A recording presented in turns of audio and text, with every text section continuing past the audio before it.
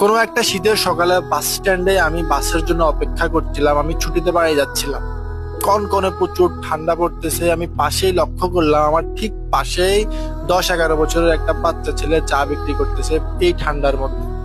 আমি খেয়াল করে দেখলাম যে তার পায়ে কোনো জুতা নেই। এই ঠান্ডার মধ্যে তার পা গুলো লাল হয়ে গিয়েছে ঠান্ডায়, কুচুমুচু ধরে সে দাঁড়িয়ে আছে। আমি তার কাছে গেলাম, এক কাপ চা নিলাম। এক কাপ চা খেতে খেতে তাকে জিজ্ঞেস করলাম, আচ্ছা তুমি জুতা পরো নাই কেন? তোমার কি জুতো নাই? তখন সে আমাকে উত্তর দিল, আছে ভাইয়া, আমার এক জোড়া জুতা আছে, কিন্তু আমার ছোট ভাই স্কুলে যেতে পারে সেজন্য আমি পরি নাই।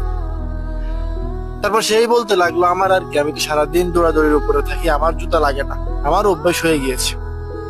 তারপর আমি চাটা খেলাম, ঠিক আমার পিছনে খেয়াল করে দেখলাম যে একটা জুতার দোকান।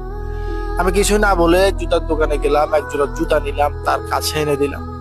সে তার হাতে দেওয়ার পরে সে চুপচাপ জুতাটার দিকে তাকিয়ে আছে। কিছুক্ষণ তাকিয়ে থাকার পরে সে আমাকে জিজ্ঞেস করে যে জুতোটা কি আমার জন্য ভাইয়া, ঠিক আমি নিয়ে যাব? তখন আমি একটু হালকা হেসে বললাম, হ্যাঁ এটা তোমার জন্য, অবশ্যই তুমি নিয়ে যাবে। তারপর সে নিচের দিকে মাথা দিয়ে হাসতে হাসতে সে বলতে লাগলো, প্রথমে গিয়ে আমি এটা আমার ছোট ভাইকে দিব, যদি তার পায়ে হয় তাহলে আমি পুরানোটা পরবো, আর না হয় আমি আমার অন্য সময় আমি এক জোড়া কিনে নিব, এটা আমার ছোট ভাইকে দিব। মানে আমার আর কি, আমি তো সারাদিন চা বিক্রি করি, এদিকে ওদিকে থাকি, কিন্তু সে তো স্কুলে যায়, তার পায়ের দিকে তো অনেকেই তাকায়। আমি পুরো নিস্তব্ধ হয়ে গেলাম।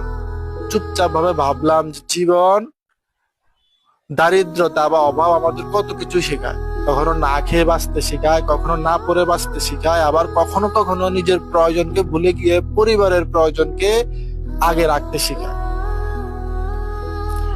পৃথিবীতে পৃথিবীতে বড় ছেলে কিংবা বড় ভাইয়ের স্যাক্রিফাইস গুলো কেউ কখনো দেখে না, কেউ কখনো বুঝেও না। আজ এই বড় ভাইয়ের স্যাক্রিফাইসের সাক্ষীটা আমি আর ওই আল্লাহ, আর কেউই না।